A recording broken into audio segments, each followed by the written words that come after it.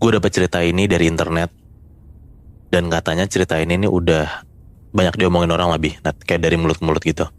Ada satu cewek, sebut aja namanya Ani. Dan dia itu punya pacar, sebut aja namanya Dito. Di satu malam, Ani itu tuh lagi mau tidur karena pas banget juga lagi hujan deras tuh malam itu. HP Ani itu geter-geter. Kebangunlah dia. Pas dia cek HP, ternyata ada chat dari cowoknya si Dito. Dito tuh ngirim chat berkali-kali dan pertanyaannya cuman gimana keadaan kamu gitu doang, tapi chatnya banyak. Nah karena Ani ngerasa aneh dan sebel juga karena kan dia ngantuk, terus dichatin mulu kan. Akhirnya si Ani nelpon Dito. Ditelepon sekali, dua kali gak diangkat-angkat, sampai akhirnya setelah ditelepon kesekian kali barulah diangkat sama Dito. Pas teleponnya diangkat sama Dito, Ani tuh ngeliat jam, ternyata itu tuh jam 00.13, jam 12 malam lewat 13 menit. Di telepon itu Ani tuh marah-marah tuh ke Dito. Intinya Ani kayak ngomong, kamu ngapain sih ngechat tengah malam kayak gitu? Kamu iseng ya? Kan aku udah bilang aku tidur. Pokoknya macem-macem lah, ngoceh nih si Ani. Pas Ani ngomong banyak kayak gitu, Dito tuh gak nyaut apa-apa. Si Ani tuh cuma denger kayak dari arah sana tuh cuma suara hujan sama nafas Dito kayak gitu doang. Ani ngomong lagi, kamu keluar malam kan? Kamu mabok kan? Kan aku udah bilang kamu gak boleh keluar malam, aku gak suka kamu kayak gitu. Pokoknya lanjut lagi marah-marahnya. Lagi-lagi Dito gak ngomong apa-apa, diem doang Nat. Sampai akhirnya Ani kesel banget dan Ani pengen matiin teleponnya. Tiba-tiba akhirnya Dito ngomong, jangan matiin dulu, aku cuman khawatir kamu baik-baik aja kan. Nah abis denger kayak gitu Ani langsung matiin teleponnya. Karena udah dimarah-marahin sama Ani gak disautin. Tiba-tiba si Dito ngomong tapi kayak gitu, random banget kan. Iya, kayak di ngomongin apa, jawabnya apa gitu kan. Iya. Abis ditelepon itu Ani mau tidur tapi ternyata gak bisa juga. Sampai akhirnya dia ngeliat jam, ternyata itu tuh jam 2.34. Ya kira-kira tuh 2:30 pagi lah, 2:30 lewat. Dia mau ambil minum tuh karena aus. Dia keluar kamar, pas dia lagi jalan, udah di ruang tengah ya. Tiba-tiba dia tuh denger kayak ada suara kotokan pintu dari depan rumahnya. Karena Ani takut kayak ini 2:30 pagi, kok ada yang ngetok. Dia rada deg-degan lah. Dia ngintip tuh dari dalam jendela. Dan ternyata Ani tuh ngeliat di depan pintu dia tuh ada Dito dengan keadaan basah kuyup, hujan-hujanan lagi berdiri depan rumahnya si Ani. Karena Ani gedek dan ngerasa ganggu, mungkin Ani mikir kayak cowok gue mabok nih gitu. Akhirnya Ani nyuekin Dito tuh. Dia ke dapur sendiri, ambil minum sendiri. Pokoknya Ani nyuekin si Dito lah. Sampai Ani mau balik lagi ke kamarnya buat tidur. Pas ngelewatin ruang depan lagi, Ani masih ngeliat ternyata ada Dito masih berdiri depan sana tapi gak ngetok pintu sama sekali Nah cuman diem aja. Karena mungkin ngerasa iba ya, akhirnya Ani bukain lah tuh pintu buat cowoknya. Ani ngomong, kamu ngapain sih pagi-pagi kesini hujan-hujan? Kamu gak tahu ini jam berapa?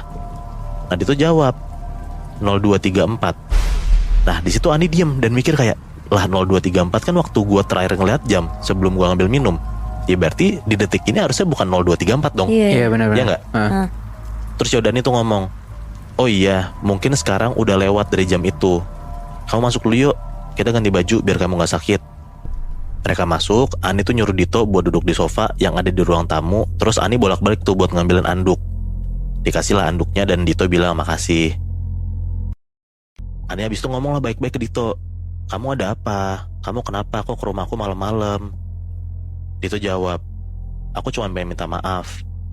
Nah Ani dengar Dito ngomong kayak gitu langsung megang tangan Dito sambil ngomong, oke udah kamu tunggu sini, aku ambil baju dulu buat kamu ganti baju dulu ya. Ani jalan tuh ke kamar bokapnya buat ngambil baju. Pas lagi ngambil baju, tiba-tiba handphone Ani bunyi. Pas dilihat HP-nya ternyata itu telepon dari Dito. Diangkatlah sama Ani kan sambil kebingungan. Halo, ternyata dari arah sana, dari arah telepon Dito itu tuh kedengeran suara cewek. Nah Ani langsung matiin teleponnya karena dia mikir kayak, oh berarti HP cowok gua di cewek lain dong. Kesel banget tuh. Gak gitu lama telepon masuk lagi dan dari Dito lagi. Diangkatlah sama Ani.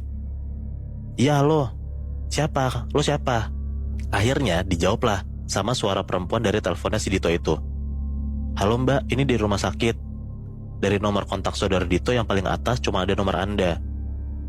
Kita dari rumah sakit mau ngabarin kalau Mas Dito mengalami kecelakaan dini hari pukul 00.13 dan menghembuskan nafas terakhir pukul 02.34 dini hari. Oh shit. Ani tuh bener-bener speechless banget Nat. Dia tuh langsung lari ke ruang tamu dan ternyata bener. Yang tadinya dia ngeliat ada Dito di ruang tamu, sekarang hilang, kosong, cuman ada anduk gitu aja. Jadi 00.13 itu tuh waktu pas si Dito ngechat pertama sama 0234 waktu pas Dito datang. Yaitu tuh momen dimana Dito kecelakaan dan meninggal.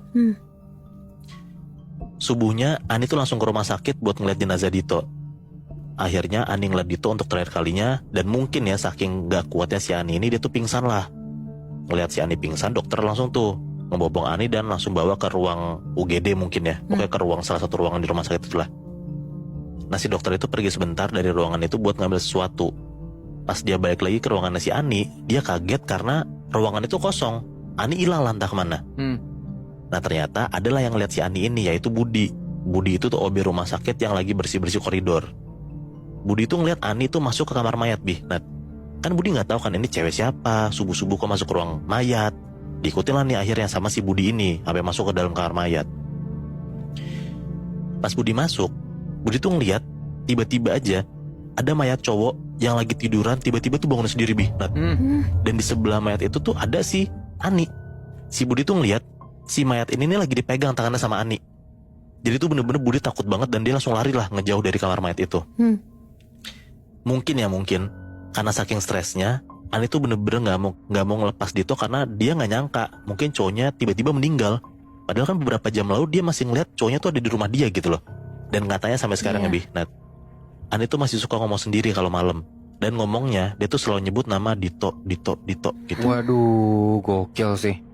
Itu parah banget. Karena mungkin agak-agak dilema ya, kayak lo curiga cowok lo tuh bandel, takutnya pergi kemana-mana. Tapi sebenarnya kalau misalkan lo nggak marah-marah, mungkin lo nggak senyesal itu gara-gara ya berarti marah-marah lo itu adalah kata-kata terakhir yang lo sampein ke orang yang lo sayang. Iya. lagi. Yang bikin gue ngerasa gila juga pesan terakhirnya tuh lebih jam 00.13 tuh pas banget, 02.34 juga pas banget si Dito meninggal gitu. Dari tadi tuh kita cerita tentang 3 korban atau arwah yang meninggalnya mungkin tragis dan mereka tuh ngasih pesan terakhirnya. Kayak gue contohnya kayak bilang ke pacarnya kamu baik-baik aja ya. Lu bilang kayak balikin otak saya gitu kan. Kalau cerita Nadila, dia kan minta diikhlasin karena ada masalah uang kan. Gue jadi kepikiran, apakah orang-orang yang meninggal tragis itu tuh harus nyampein pesan terakhirnya ke orang tersebut biar meninggal itu tenang gitu loh. Karena cerita kita bertiga, mereka semua meninggalnya tragis dan mereka punya pesan masing-masing kan. Bisa jadi sih. Ya mungkin gentayangin adalah point of view dari kita yang takut kali ya. Cuman mungkin sebenarnya mereka punya pesan terakhir. Menurut lu gimana?